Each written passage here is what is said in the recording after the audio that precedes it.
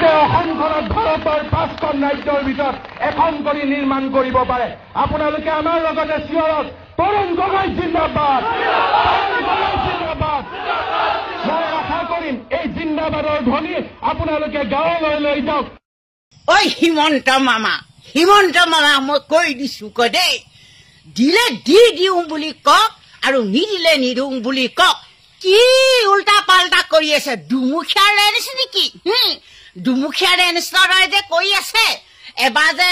দিম কয় এবাৰ যে নিদিওঁ কয় দিলে দিওঁ বুলি কওক আৰু নিদিলে নিদিওঁ বুলি কওক আজিৰ পৰা আশা ভৰসা আমি লাখপতি বাইদেউ এৰি দিম কিন্তু সেই পইচা কিটাৰ কাৰণে আমি মৰি যোৱা নাই দেই মামা কৈ দিলো মই এতিয়া কৈ দিলো দিলে দিওঁ বুলি কওক নিদিলে নিদিওঁ বুলি কওক দেই